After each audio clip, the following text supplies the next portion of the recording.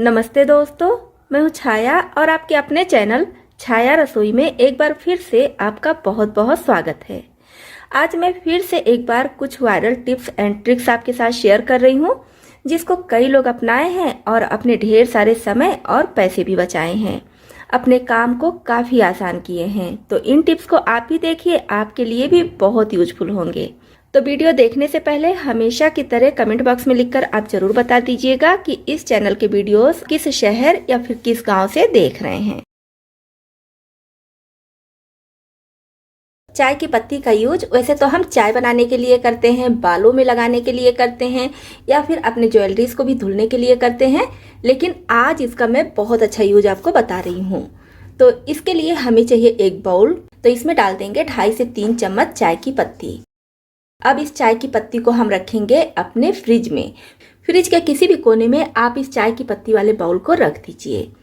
क्या होता है कि हम अपने फ्रिज में कई तरह की सब्जियां रखते हैं, फल रखते हैं, जिसकी वजह से फ्रिज से कभी कभी बैड स्मेल आने लगती है। मतलब कि फल हो गया, सब्जियां हो गई या फिर दाल चावल दूध कुछ भी रखते हैं तो उन सब का स्मेल एक में मिलकर वो बैड स्मेल का रूप ले लेता है। जब भी हम फ्रिज खोलते हैं तो हमें इस दिक्कत का सामना करना पड़ता है। या फिर हम फ्रिज में दूध रख देते हैं तो वो स्मेल दूध में भी आ जाता है। इस समस्या का सामना हमें ना करना पड़े तो इसी के लिए बाउल में करके हम चाय की पत्ती रखेंगे। अब हमारे फ्रिज से जो भी बैड स्मेल आएगी या फिर कोई फल वगैरह का भी स्मेल आ रहा है तो ये चाय की पत्ती सोख कर लेगी, जिससे हमारे फ्रिज से किसी भी तरह की कोई स्मेल नहीं आएगी। तो अगर आपके फ्रिज से भी इस तरह की स्मेल आती है तो इस टिप को आप जरूर अपनाइएगा। बहुत ही यूजफुल टिप है, आपके बहुत काम आएगी। हम बिना हाथ लगाए आटा गूंथेंगे, वो भी मिक्सी जार में। तो यहाँ पर मैं 1 कप आटा गूंथ कर दिखा रही हूँ। आप इसके बजाय 2 कप 3 कप भी ले सकते हैं। तो 1 कप गेहूं के आटे के लिए हम लेंगे आधा कप पानी। अगर आप रोटी पूड़ी पराठे के आटे में नमक या तेल मिलाती हैं तो उसको भी अपने हिसाब से डाल लीजिए। अब इसका ढक्कन बंद करेंगे और मिक्सी में लगा देंगे। अब 1 नंबर पर ही इस तरह से रोक रोक कर बस कुछ सेकंड के लिए चलाएंगे। आप चाहे तो पल्स के मोड पर भी चला सकती हैं, लेकिन मैं 1 नंबर पर इसको चला रही हूँ, फिर बंद कर रही हूँ, फिर चला रही हूँ, फिर इस तरह से बंद कर रही हूँ। आप देख रहे होंगे मैं किस तरह से इसको चला रही हूँ। तो ज़्यादा देर के लिए मिक्सी नहीं चलाना है, बस 4 से 5 बार के लिए ही इस तरह से एक बार चलाना है, बंद करना है, चलाना है, बंद करना है। तो अभी मैं इसका ढक्कन खोलकर पहले देख ले रही हूँ। तो ये देखिए लगभग हमारा आटा गूंथ कर तैयार हो चुका है। तो 1 से 2 बार मिक्सी को और चला दे रही हूँ, जिससे अगर थोड़ा बहुत नीचे में कसर हो तो वो भी अच्छे से गूंथ जाए।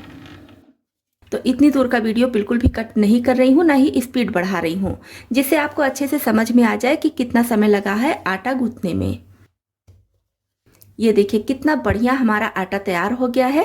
अब चाहे तो हाथों में थोड़ा सा तेल लगा लीजिए, फिर आटे को बाहर निकालिए, चाहे तो ऐसे ही सूखा आटा लगाकर बाहर निकालिए। अब इसको फिर से गूंथने की भी ज़रूरत नहीं है। बहुत अच्छे से एकदम चिकना आटा तैयार हुआ है। ये देखिए ना बहुत ज़्यादा टाइट है ना बहुत ज़्यादा सॉफ्ट है। ये देखिए एकदम चिकना आटा तैयार हो गया है। बस इसको हम हल्के हाथों से ऐसे मसल लेंगे और फिर मनचाही रोटियां या फिर पूड़ी पराठे कुछ भी बनाकर तैयार कर लेंगे। इस तरह से थोड़ा थोड़ा करके किलो किलो आटा आप मिक्सी जार में गूंथ सकती हैं। एक साथ तो नहीं, लेकिन थोड़ा थोड़ा 2 कप 3 कप करके मिक्सी जार में ढेर सारा आटा गूंथ कर रख सकती हैं। अभी नए प्याज का सीजन आ गया है, तो जो पुराना प्याज होता है ना, उसमें से इस तरह से प्याज की पत्तियां निकलने लगती हैं। तो ज़्यादातर लोग क्या करते हैं, इसको फेंक देते हैं, सोचते हैं कि खराब हो गया है, लेकिन ऐसा नहीं है। ये खराब बिल्कुल नहीं हुआ है, ये बहुत काम का प्याज है। तो इसे हम क्या करेंगे, पहले पत्तियों को कट कर देंगे। और देखिए प्याज अंदर एकदम सही है, तो इसका यूज जिस भी रेसिपी में जैसे भी आपको करना हो कर लीजिए, कोई दिक्कत नहीं है। अब ये जो प्याज की पत्तियां हैं, ये है स्प्रिंग ओनियन। मार्केट से जो हम स्प्रिंग ओनियन लेकर आते हैं ना, यानी कि प्याज वाली पत्ती लाते हैं ना, वही पत्ती है ये। तो इसको ज़्यादातर लोग फेंक देते हैं कि खराब हो चुका है, लेकिन ये खराब नहीं होता है, बस इसमें से ये पत्तियां निकल आती हैं, जिसका यूज आप इस तरह से किसी भी रेसिपी में कर सकते हैं। अगर इस तरह के शीशी में नेल रिमूवर है तो क्या होता है, इसको हम बंद करके रखते हैं, देखते हैं कुछ दिन में ही नेल रिमूवर कम होने लगता है, ख़त्म होने लगता है, क्योंकि ये उड़ जाता है। तो जो लेडीज़ इस तरह का नेल रिमूवर यूज करती होंगी उनको पता ही होगा कि कितनी जल्दी से ये ख़त्म होता है। तो जब भी आप नेल रिमूवर इस तरह का लीजिए और इसको रखना हो तो इसका जो अंदर वाला लिड है इसको अच्छे से बंद कर दीजिए और ऊपर से थोड़ा सा कॉटन लीजिए, कॉटन इस तरह से लगा दीजिए और फिर से इसका ये बाहर वाला कैप जो है इसको बंद कीजिए। तो इस तरह से जब आप नेल रिमूवर रखेंगे तो आपका नेल रिमूवर बिल्कुल भी नहीं उड़ेगा और काफ़ी लंबे समय तक चलेगा। टिप छोटी सी है लेकिन हर लेडीज़ के लिए बहुत यूजफुल है। टूथपेस्ट भरा रहता है तो निकालने में बिल्कुल भी दिक्कत नहीं होती है, लेकिन जब थोड़ा सा बचता है तो जल्दी नहीं निकलता है और बच्चे हैं तो बच्चे और भी नहीं निकाल पाते हैं जल्दी से। तो इसी के लिए क्या करेंगे, जब भी आपका टूथपेस्ट इस तरह से आधे से भी कम बचे तब आप नीचे से सारे टूथपेस्ट को इस तरह से ऊपर ले आइए। उंगली से इस तरह से प्रेस करती रहेंगे तो पेस्ट ऊपर आ जाएगा। अगर आप उंगली से प्रेस करते हुए नहीं निकाल पा रही हैं तो फिर इस तरह बेलन से इसको प्रेस कर दीजिए। इस तरह से करके 1 से 2 बार प्रेस कर दीजिए। बस सारा पेस्ट देखिए यहाँ आ चुका है। अब फिर से ये नीचे जा सकता है तो इसके लिए क्या करेंगे, इसका जो खाली रैपर है इस तरह से अंदर की तरफ फोल्ड करेंगे जहाँ तक पेस्ट है। अब हमें चाहिए कपड़े में लगाने वाला पिन, तो यहाँ पर इस तरह से पिन लगा देंगे, फिर ये खुलेगा नहीं। जब भी आपको पेस्ट निकालना हो तो इसको खोलिए, यहाँ पर प्रेस करके पेस्ट निकाल लीजिए। इस तरह से ये लॉक हो जाएगा, खुलेगा नहीं और आपका पेस्ट पूरी तरह से यूज में आएगा, बिल्कुल भी वेस्ट नहीं होगा। इस बार अगर आपके घर में पेस्ट खत्म होने लगे तब इस टिप को आप भी जरूर अपनाएं। वैसे तो मूंगफली का यूज हम हर मौसम में करते हैं, लेकिन सर्दियों में इसका यूज बढ़ जाता है क्योंकि मूंगफली गर्म होती है तो सर्दियों में लोग खाना ज्यादा पसंद करते हैं।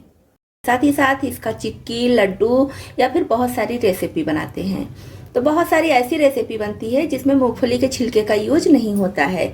जो इसके ऊपर ये रेड वाला छिलका होता है ना, इसका यूज नहीं होता, इसको निकालना पड़ता है। तो इसको निकालने में काफ़ी दिक्कत होती है।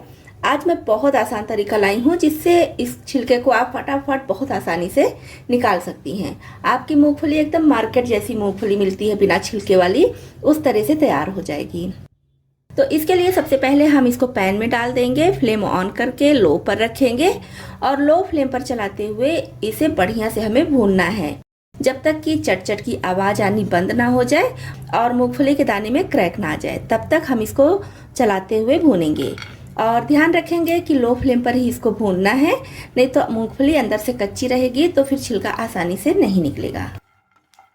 तो देखिए मूंगफली पर कलर आ चुका है, क्रैक हो गया है और ये बहुत अच्छे से भून चुका है। इसका छिलका देखिए इस तरह से निकालने से निकल जा रहा है। अब फ्लेम ऑफ करके इसको गरम गरम ही किसी कॉटन कपड़े पर ऐसे डाल देंगे। मैं यहाँ पर किचन टॉवेल ली हूँ, आप कोई भी कपड़ा ले लीजिए, कोई दिक्कत नहीं है इसमें। इसको इकट्ठा करेंगे और इस तरह से पोटली जैसा बना लेंगे। ये देखिए इस तरह से इसको घुमा लेंगे। अब हल्के हाथ से इस तरह से इसको मसल देंगे ऐसे। मूंगफली का दाना गर्म है इसलिए थोड़ा सा ध्यान से मसलिएगा। सब तरफ से घुमाते हुए ऐसे अच्छे से मसल लेंगे और कुछ सेकंड में ही देखेंगे सारा छिलका बहुत आसानी से निकल गया है। तो मूंगफली का छिलका देखिए कितना बढ़िया निकल चुका है।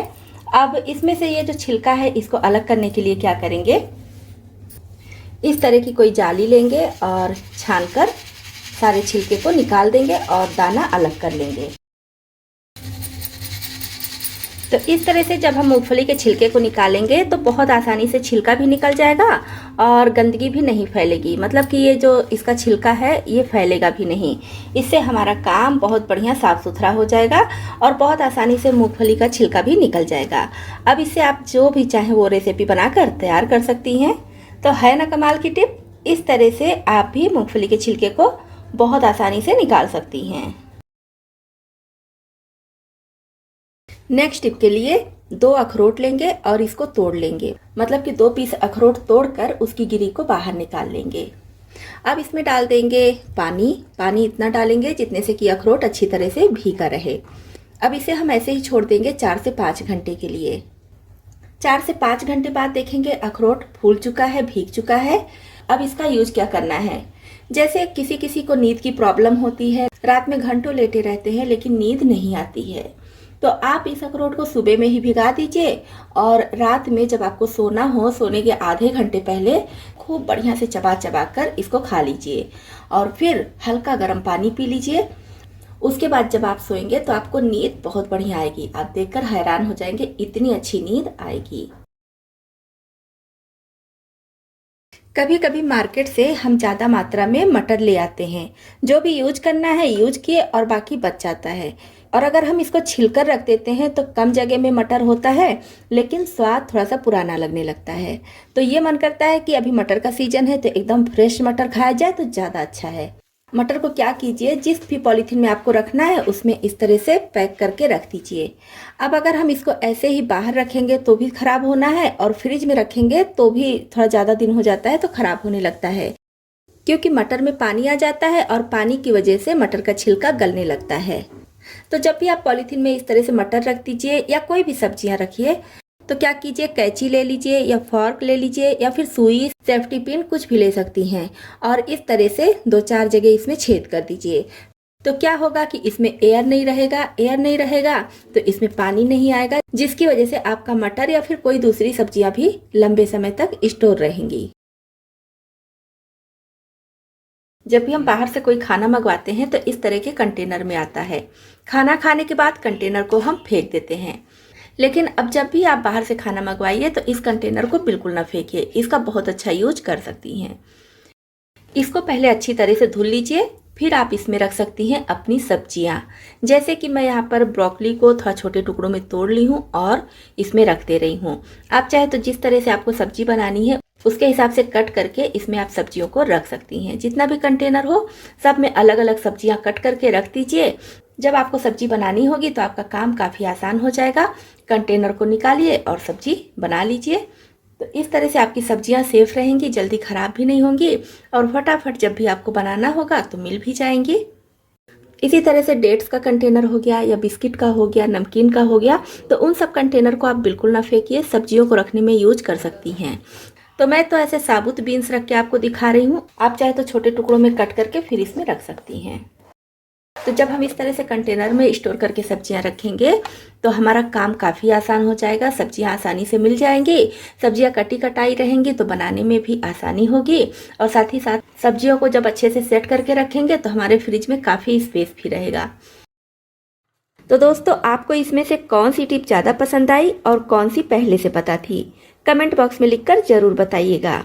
इसी तरह से और भी ज़्यादा यूजफुल टिप्स एंड ट्रिक्स देखने के लिए और अगर आप चैनल पर नए आए हैं तो हमारी YouTube फैमिली में शामिल होने के लिए इस चैनल को सब्सक्राइब भी कर लीजिएगा।